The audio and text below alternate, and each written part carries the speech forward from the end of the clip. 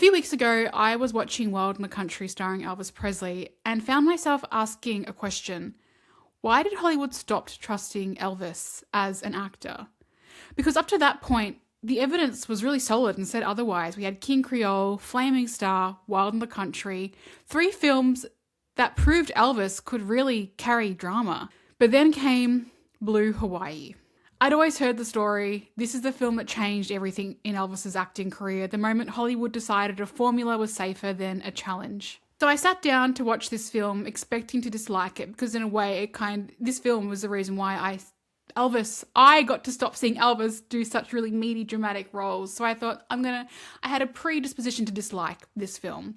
But what was a shocking thing for me was I didn't dislike it, not even close.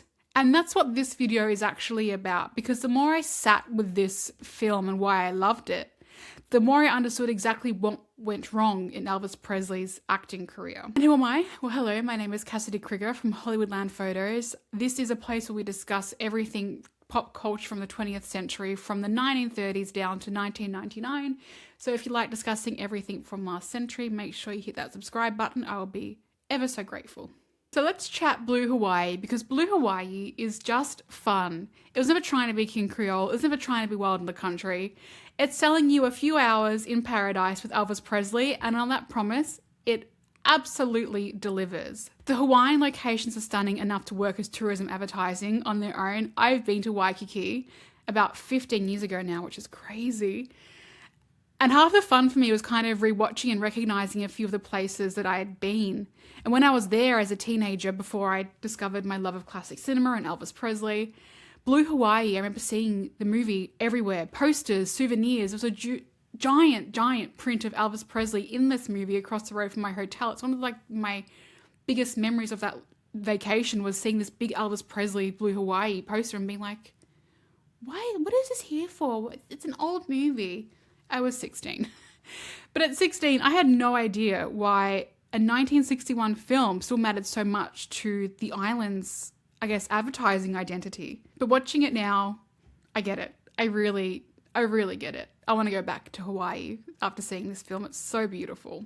Before I get into the film itself, it's worth knowing who actually built the film from the ground up. Blue Hawaii was directed by Norman Turek, a Paramount veteran who ended up directing 9 Presley pictures across that decade, more than any other director. Producer Hal Wallace also made 9 Presley films, and together these two men basically built the machine that turned Elvis Presley films into a formula. Elvis had a really great cast in this film working alongside him. He had Joan Blackman playing his love interest, Angela Lansbury playing his mother, which I will get into later because that was shocking for me because she's so good. She's good in everything, but her playing his mother shocked me.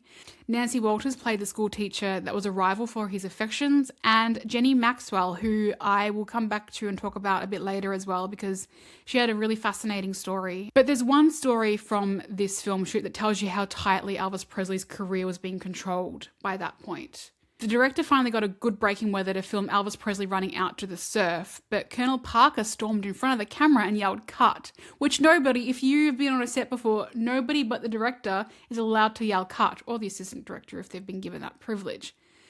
So when someone's manager comes on set and yells cut, there's an issue. The reason? Elvis was wearing his own watch, and his contract barred him from providing any of his own wardrobe.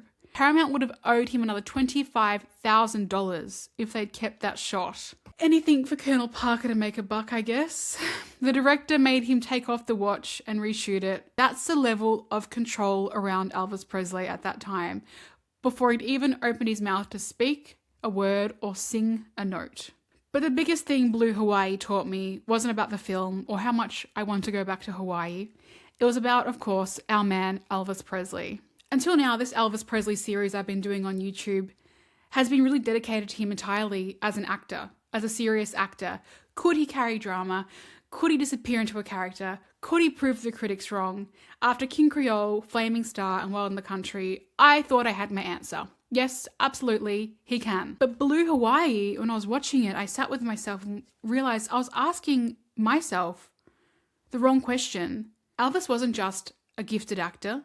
He was also one of the great movie stars, and those are two very, very different jobs. A great actor disappears into the role.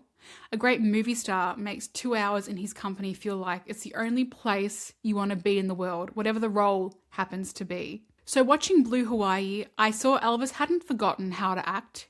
He was using a different part of the same talent. He's funny, loose, playful, clearly enjoying himself, and the camera adores it and adores him. His chemistry alongside Joan Blackman helps. Nothing about their scenes together feels performed. It's such a lovely chemistry, and she matches his energy scene for scene. But even in the moments where the script almost gives him nothing to do, you don't look away. That's not acting, that's movie stardom. And the industry and the movie-going public noticed immediately. Blue Hawaii became Elvis's highest-grossing film and landing in the top 10 movies in 1961. That's huge. Producer Hal Wallace, who I mentioned earlier, made 9 other Presley pictures.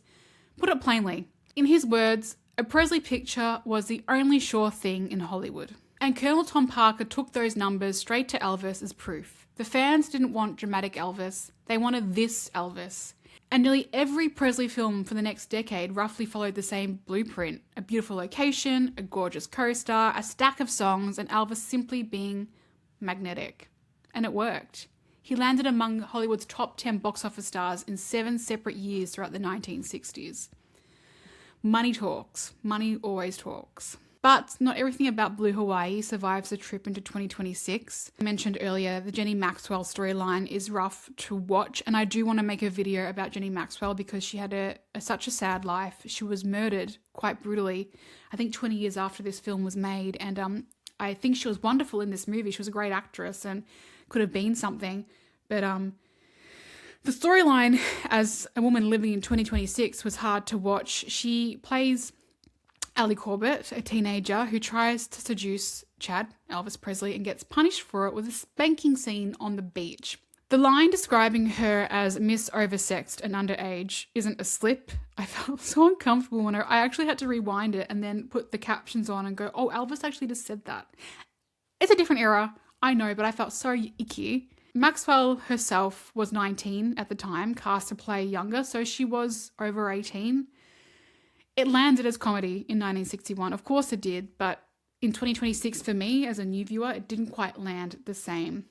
And there's another detail I couldn't stop thinking about while watching Blue Hawaii. I mentioned this earlier. Angela Lansbury, who is phenomenal. She's so good in this role. She's fantastic. She's such a great, great actress.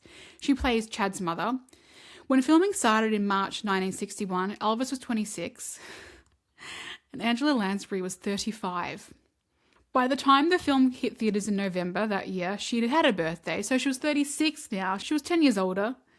9 years, 10 years, either way, it gets stranger from there because the following year, Lansbury played Warren Beatty's mother in All Fall Down at barely 12 years older than him. Months after that, she plays Lawrence Harvey's mother in The Manchurian Candidate, a performance now considered one of the best in American film, but she was only 3 years older than the actor playing her son. Now that is truly genetically impossible.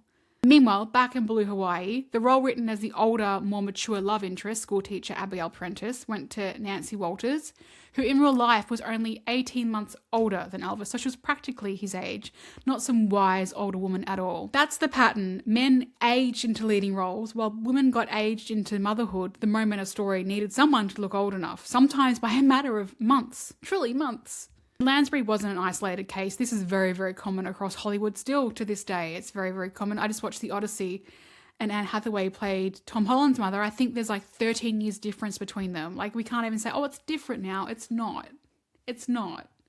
And goodness me, I guess I'm only 4 years away from being Elvis Presley's mother. Wow, God help me.